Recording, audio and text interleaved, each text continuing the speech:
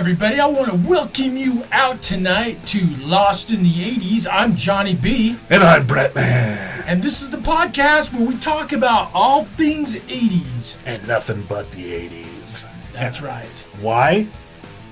Because the 80's is the greatest. I mean, it's the best. We love it. We love the 80's. If you've never watched any of our podcasts before, you've been living under a rock or something. That's true. Very true. Well, before we get started, hey, we've got some exciting news. We decided to drop a little bit of coinage. So we've got some new setups here in the studio. We've got some new mics, new recording systems, we've got new cameras, new lighting. So we're doing everything we can to up the quality and just the whole show in general, trying to make it the best that we possibly can. What do you think? So far, so good, man. We want to make this high quality. We want to make this professional. Coming from you and me being professional, but nonetheless, that's what our end game is this is going to be a professional looking 80s podcast when all is said and done. Exactly. And so I'm excited about our future plans and exactly. what we've got lined up on tap. Oh yeah. Yeah, me too. I wish I could talk about it, but you gotta wait. That's all I can say. I mean, we got some great stuff coming up in the future, and I'm very, very excited for what we're going to be doing. That's right. Had to put my phone on vibrate just in case. Sorry. Gotcha. had to travel to the future and turn my cell phone off for a minute. I got you. Yeah. No big one. Well, so tonight we're going to be discussing one of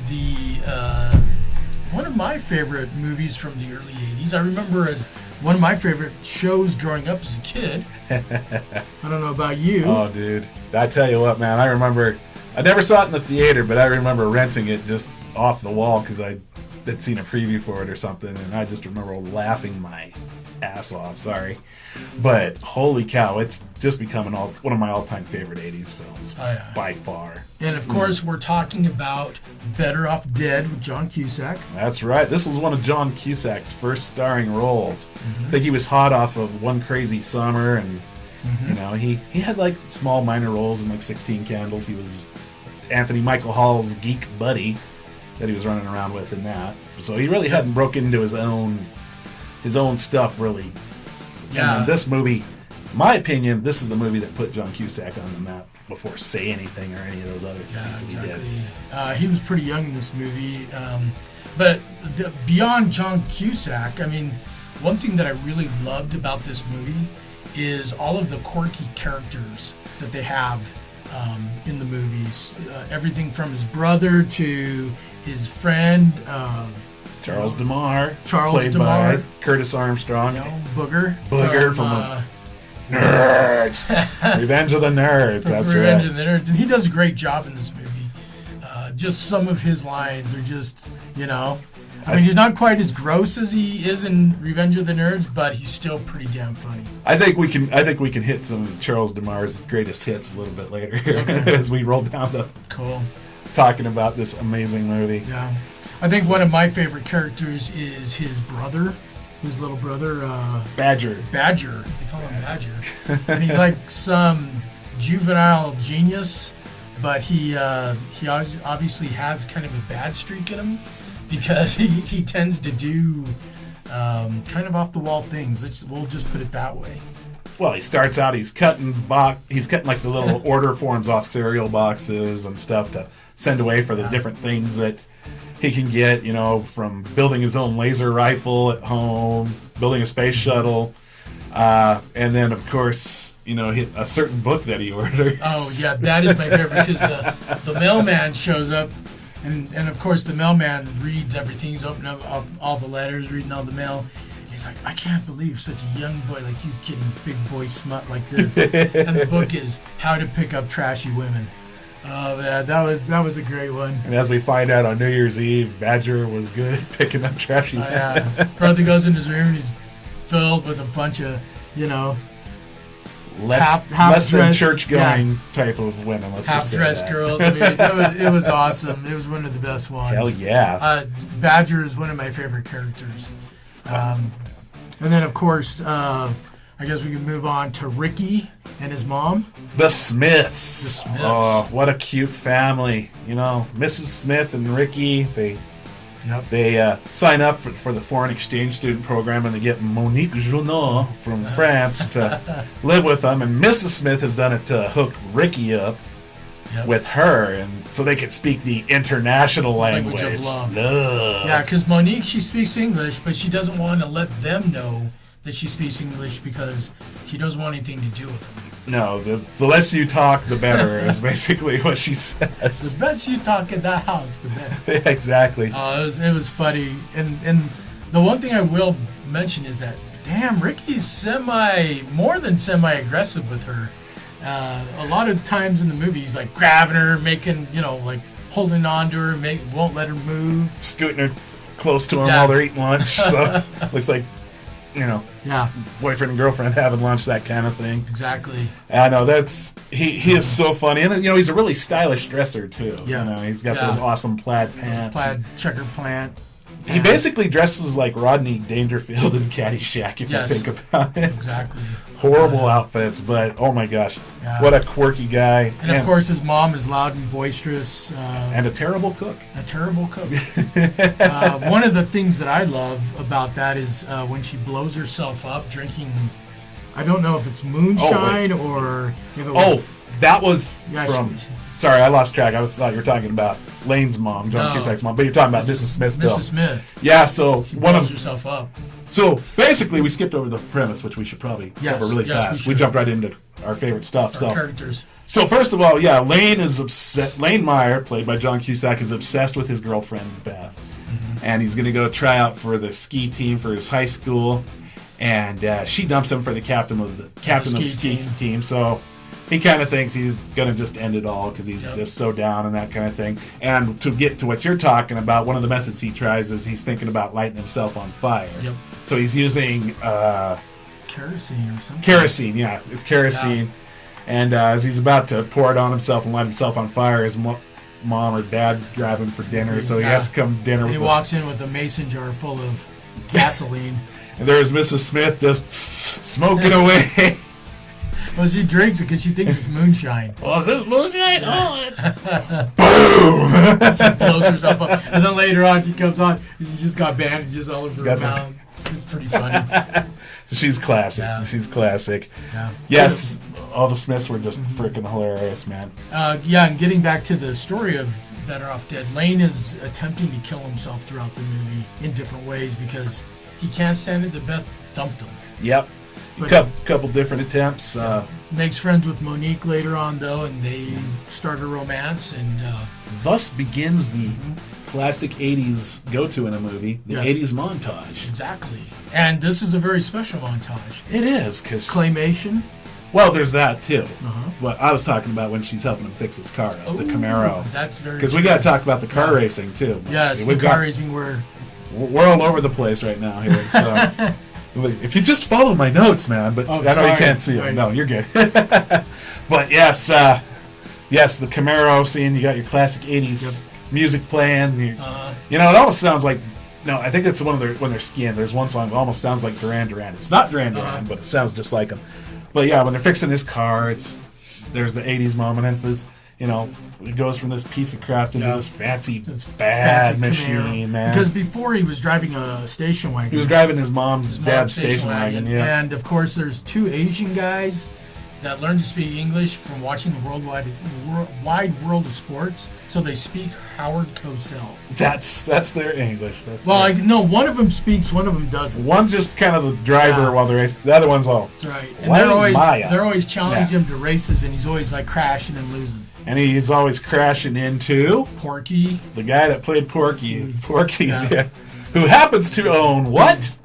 The restaurant. Yeah, the restaurant that Lane has to go work at, which is Big Pig or something like that. Where everybody wants some. Everybody wants some, and then this is where the claymation comes in, and they do Everybody Wants Some by Van Halen. The mighty Van Halen, and in tribute to Van Halen, I gotta get my little Van Halen Frankenstein kicks here. Van Halen shoes. That's right. Yep.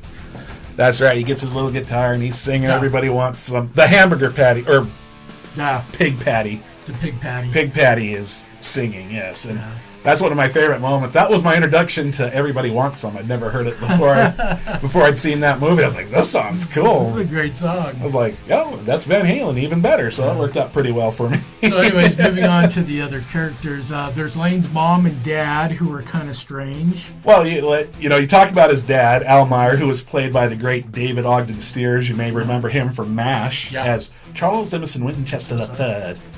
But in this, he's just this eccentric.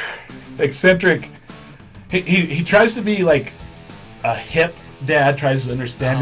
He's reading those books like How to Understand Your Teenager and that kind of thing. Yeah. But one of the dad's constant battles is with the paper boy that we'll get to here shortly. As the movie starts out, and you see all the windows to the garage are all broken out except for one. Except for one. And he wakes up because he can hear the spokes of the Paperboy's bike coming. And he's got to get out there to open up the garage door. He's got to get there, get that garage door. The last window of his garage. And so, of course, he gets out there. And, I beat you! And of course, there's his neighbor. Good morning. That's all they do. And then later on, the Christmas gift to his wife is new windows for the garage. Again, while Lane's trying to kill himself. Yeah, and he throws the car in reverse. Because he's passing out. Drives right through the garage door. Through the garage door with a brand new window. Yeah. Priceless, man. Yeah. Priceless. And then, speaking of Lane's mother, she can't cook anything. No, she can't cook. Everything she cooks looks totally horrible, disgusting, and gross. Oh, like there's the first one that looks like, I know how you read that fried foods were bad for you, so I made you bacon. And he's like, she all boiled green. And because she boiled it. Yeah, I boiled it. Yeah, it's disgusting. And she makes some kind of like gelatin thing later on that crawls off of Lane's plate. So for on Christmas morning, they all get a bunch of TV dinners. Microwavable dinners. And that's what their Christmas present is, so they don't have to eat their mom's food. And then what's the other awesome Christmas present that the husband gets from her? He gets an aardvark coat, right? Aardvark coat, because everyone's going to be wearing it this year. Exactly. Puts it on and sure is warm. And then while they're outside, while he's showing the new windows on the garage door, there's the neighbor wearing his aardvark jacket too. Exactly. Cutting the hedges too. Merry Christmas. Yes. So that's some great stuff. Now we haven't talked about one of my favorite characters, which is the Paperboy. He's not in it a whole lot, but he has the classic line, "Where's my $2? $2. I guess that's what the paper cost. That's apparently for a month. Yeah. I'm assuming, yes. You've had a paper out before. I don't remember. Yeah. It was more than $2, but this movie was well before I was. This is 1985, so it's a long time ago. But that's one of the running premises through the whole movie is the Paperboy chasing Lane around. Chasing Lane, which is always strange to me because I'm like, why is he chasing Lane? Why doesn't he go ask the mom and dad? It's their paper. It's their house. But because it's a quirky 80s comedy. That's true. Very true. That's pretty much how it went, man. Very true. Now, the Paperboy, from everything from just the park, and then there's a bunch of Paperboys chasing Lane around, to on the mountain when Lane's having the big challenge with the captain of the ski team, and the Paperboy's got a little bike with a special ski on it that he can still chase it down the hill. $2. Yeah. $2. And priceless. Yeah. There was a running gag. I don't know if you ever saw it later in one of John Cusack's movies, Hot Tub Time Machine. Mm-hmm. But it's a very quick, they call it Easter egg. They're on a ski mountain and someone says $2 and John Cusack's character kind of looks like really quick. it's just like snap. Blink and you'll miss it, but I'll have to check that out. Yeah, it's a really quick thing, but I loved it. I thought it was a great thing. Some of the other great characters is, of course, we talked about like the mailman, for instance. Yeah, the mailman's hilarious. When Lane gets dumped by Beth, the mailman asks if it's okay if Lane would date. Well, throughout the movie, there's a lot of people asking if they can date Lane or Beth. The geometry teacher. Yeah, the geometry teacher. That whole scene with the geometry teacher is just freaking hilarious. Let's be honest. You're talking about. Okay, I've never been in a math class where anyone's ever been excited to be in that class. And when the teacher's talking about things, and he says this, if you turn to page 338, we can find that you will have solved this paltry dilemma or something like to that effect. And they're all like excited, and they're pulling out their little computers and papers and all this, and here's Lane with like a folded piece of paper in his pocket and gum in the middle of it. He's like, oh. Yeah, and of course, naturally, we've all been there. Lane got called to the board to solve the problem. And doesn't he draw a picture of like... He has a dream of like when Lane, when him and Beth were in the car for the first time together, parked, and and the condom that we assume it's the condom he had because he says it broke. So then all of a sudden he's like, it cuts back to him and he's drawn like a cat that's pregnant on the chalkboard. And so it just one of those quirky moments for the show. But yes. Anyways, but let's get towards the end of the movie. Charles Lamar again has some real classic lines. Well, let's cover Charles' greatest hits. My favorite part is when they are up on this mountain, and he's like, this is towards the beginning of the movie, and he's like, I just realized this entire mountain's made of snow. Do you know what the street value is of it? And he's got a top hat like Slash, and he's snorting snow, and he goes, I froze the left side of my brain. I can't move my arm. And he's moving his right arm while he's doing it. Go figure. It's pretty funny. My favorite part is towards the beginning when Lane first is trying out for the ski team, and the captain of the ski team is like, well, which one of you lovely young people will hold my clipboard while I time these guys as they come down the hill? And Charles is all... and he's looking around. Charles is right next to Beth, and the captain of the ski team's like, you'll make a fine little helper. What's your name? And Charles is like, Charles DeMar. Yeah. Captain's like, shut up, geek. It's just this stupid Charles DeMar place joke. Yeah. And then at the dance. Well, we got to get at first going to the end of the Everybody Wants Some scene. Then Everybody Wants Some scene. Yeah, because Lane's in his little world, and that's when the owner comes in. And what are you doing? Throws Lane out on the floor, and he's got his hat on with the pig face on it. Yep. In front of Beth and Roy Stalin, the captain of the ski team. And he looks like a pig, so Roy's going, wee, wee, wee. And then, but then they go to the dance. They go to the dance, and Lane and Charles Lamar are standing there. And you're a cute couple. Yeah, the ski captain walks in with Ben. You're a cute couple. You better shave her before you kiss her goodnight. And instead, he starts laughing. Charles Lamar's like laughing. He can't get over that. He just can't. And then throughout the dance, he's like walking up, and all of a sudden it'll just pop up. Yeah. And then the funniest part of that to me was that, and I don't remember his name, but the ski captain, Roy Stalin. He has this look on his face like he really regretted making that comment because it basically ruined his night. We've all been there in high school at some point. Yeah. We said something to somebody that it backfired. Let's be honest, right? Exactly. Yes, I think. Charles to me is the best side character in that movie, just because. I mean, Curtis Armstrong. If you've seen his other stuff, his Booger, Revenge of the Nerds. Anything else he's been in, he's always been this eccentric, weird character. So to me, that's my favorite side character in it.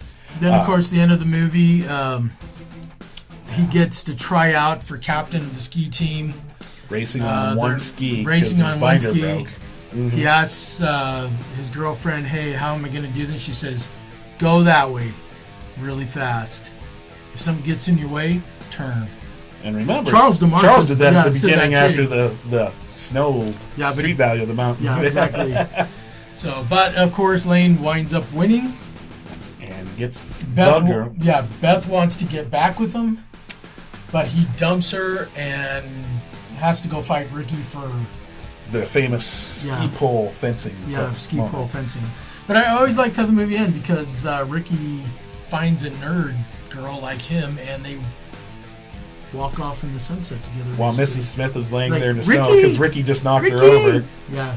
Ricky, get back here! And he's just walking off with his new friend. Yep. And meanwhile, I'd like to know what part of California they're in. Yeah. Because we talked about this, it's...